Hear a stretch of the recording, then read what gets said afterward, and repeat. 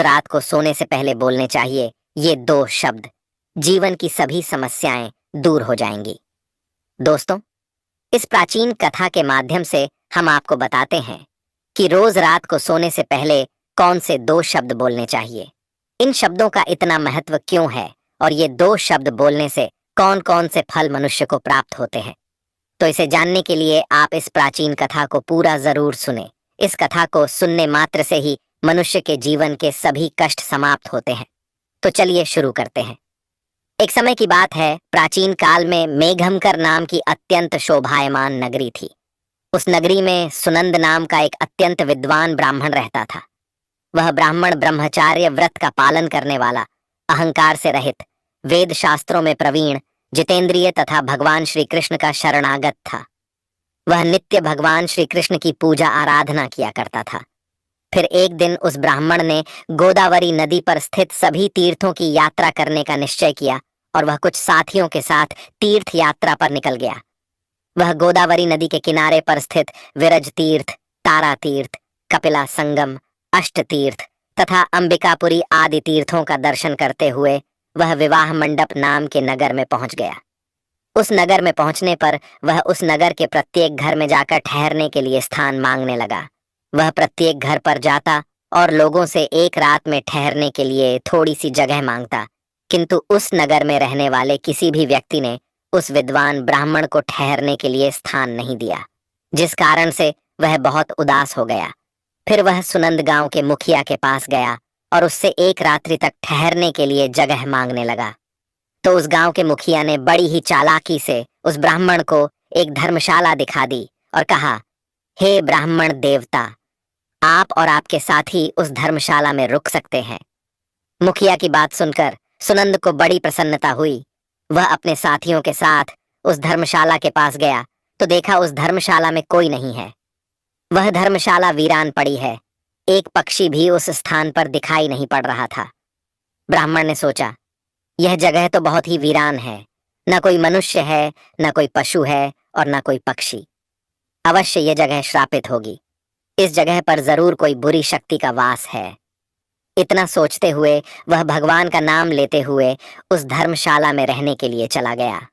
ब्राह्मण और उसके सभी साथी उस धर्मशाला में रात्रि के लिए सो गए। फिर दूसरे दिन जब वह सुनंद ब्राह्मण उठा तो वहां का दृश्य देखकर उसे बड़ा आश्चर्य हुआ।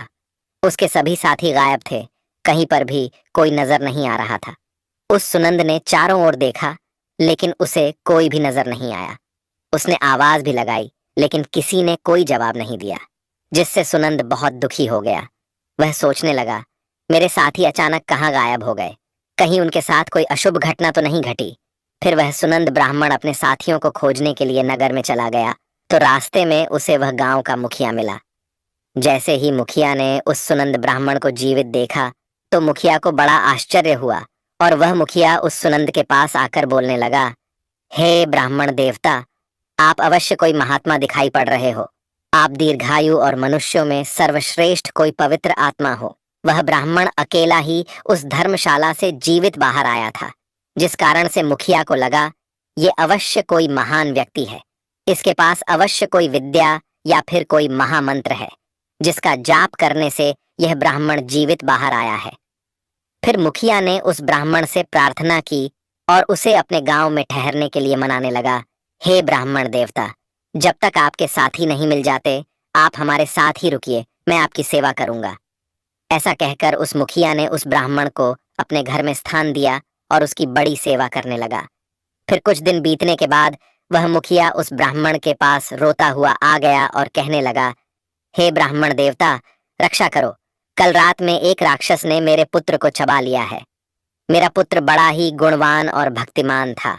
उस मुखिया की ऐसी बात सुनकर सुनंद ब्राह्मण ने पूछा, हे भाई, कहाँ है राक्षस? किस प्रकार से उस राक्षस ने तुम्हारे पुत्र का भक्षण किया है? तुम मुझे बताओ, वह राक्षस कहाँ रहता है? मैं अवश्य तुम्हारी सहायता करने का प्रयास करूंगा। वह मुखिया कहने लगा, हे ब्राह्मण देवता, इस नगर के पास जंगल में एक बड़ा भयंकर नरभक्षी राक्षस रहता है। वह रोज रात को आकर इस नगर के मनुष्यों को खा लिया करता था। फिर एक दिन समस्त नगर वासियों ने उस राक्षस से विनती की कि वह इस नगर के लोगों को ना खाएं हम तुम्हारे लिए भोजन की व्यवस्था कर देते हैं। जो भी लोग बाहर से इस गांव में रुकने के लिए आते हैं, उन्हें हम उस धर्मशाला में रुकने को कहेंगे और तुम उन लोगों को खा लेना। उस राक्षस ने हम नगरवासियों की बात मान ली, और जो भी रात को उस धर्मशाला में रुकता है तो वह राक्षस उन्हें खा लेता है। हमने अपने नगरवासियों की जान बचाने के लिए ही ऐसा किया। फिर हे ब्राह्मण देवता, आप अपने साथियों के साथ इस नगर में पधारे, और हमने आपको उस धर्मशाला में रुकने के लिए कहा ताकि वह राक्षस आपका और आपके साथियों का भक्षण कर सके। किंतु उस राक्षस ने आपको छोड़कर आपके सभी साथियों को खा लिया। कृपया आप मुझे क्षमा करें, मैंने नगरवासियों के प्राण बचाने के लिए ही ऐसा किया। किंतु उस दिन उस राक्षस ने आपको छोड़कर सभी को खा लिया। तभी मैंने जान लिया कि आप कोई सिद्ध पुरुष है, कोई महात्मा है। वह मुखिया आगे कहता है, हे ब्राह्मण देवता, कल रात को मेरे पुत्र का एक मित्र आया था, किंतु मैंने उसे पहचाना नहीं और उसे भी ठहरने के लिए उस धर्मशाला में भेज दिया। फिर जब मेरे पुत्र को पता चला कि उसका मित्र धर्मशाला में रुकने के लिए गया है, तो वह भी उससे मिलने के लिए चला गया, और रात को उस राक्षस ने मेरे पुत्र को भी खा लिया। फिर वह ब्राह्मण कहता है, हे भाई, वह राक्षस कहाँ पर रहता है? तुम मुझे उसके पास लेकर चलो। मैं उस राक्षस से कहकर तुम्हारे पुत्र को लौटाने के लिए कहता हूं। फिर वह मुखिया उस ब्राह्मण को लेकर उस जंगल में चला जाता है जहां पर वह महाभयंकर दुष्ट राक्षस रहता था। उस राक्षस के पास जाने पर वह मुखिया रोता हुआ उस राक्षस से कहने लगता है, हे दुष्ट राक्षस, तूने मेरे पुत्र को क्यों खा लिया? मेरे पुत्र को अब वापस लौटा दो। वह राक्षस कहने लगा, हे मनुष्य, तुम्हारा पुत्र भी उस धर्मशाला में था, इसी कारण से वह भी अन्य लोगों के साथ मेरा ग्रास बन गया। मैंने अनजाने में ही तुम्हारे पुत्र का भक्षण कर लिया है। अब तुम्हारा पुत्र मेरे पेट में है, मैं उसे तुम्हें वापस नहीं लौटा सकता। अब तुम अपने पुत्र की मुक्ति के लिए उपाय करो। फिर वह मुखिया कहता है, हे राक्षस, अब तुम ही बताओ, मैं अपने पुत्र की मुक्ति के लिए क्या उपाय करूं?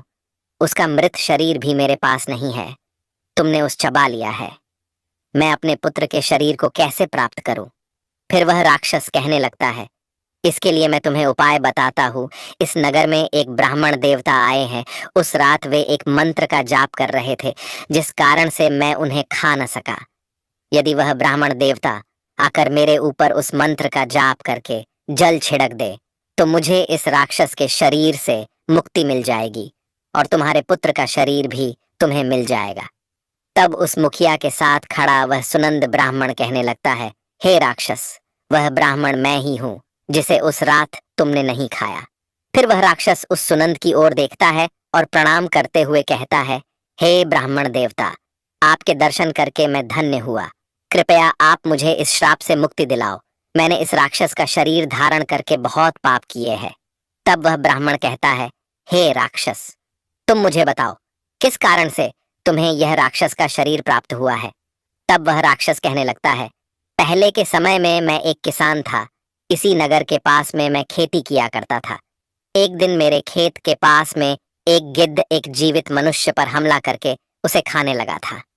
तभी उस स्थान से एक तपस्वी जा रहे थे। उन्होंने इस दृश्य को देखा तो वे दूर से ही उस मनुष्य को बचाने का प्रयास करते हुए उसके पास आ गए। तो वह गिद्ध उस मनुष्य को उठाकर आकाश में उड़ गया। उस तपस्वी को मेरे ऊपर बहुत गुस्सा आ गया और उन्होंने मुझे श्राप देते हुए कहा, अरे दुष्ट पापी मनुष्य, तेरे सामने वह गिद्ध उस कमजोर मनुष्य को खा रहा था, किंतु तूने उसकी सहायता नहीं की। तू तो नरक में जाने के ही योग्य है। जो मनुष्य समर्थ होकर भी दीन तथा भयभीत लोगों को कष्ट में देखकर भी उनकी सहायता करने नहीं जाता, उसे यमदूत कुंभीपाक नरक में गिराते हैं। जो शक्तिशाली होकर भी चोर आदि के चंगुल में फंसे हुए मनुष्य को नहीं छुड़ाता, वह नरक में पड़ता है और दूसरे जन्म में भेड़िया बनता है। जो बाघ, सर्प, राक्षस, भूत, बेताल आदि के द्वारा घायल हुए मनुष्य की सहायता नहीं करता, उसे हत्या का ही पाप लगता है।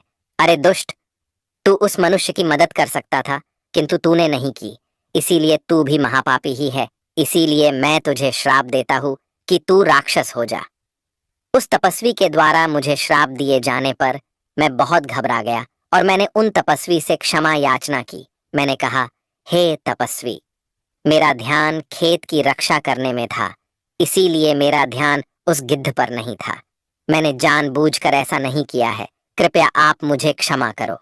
तब उस तपस्वी ने मुझे क्षमा कर दिया और कहा, जब कोई सिद्ध ब्राह्मण मंत्र का जाप करके तुम्हारे ऊपर जल छिड़क देगा, तब तुम्हें इस राक्षस के शरीर से मुक्ति मिलेगी।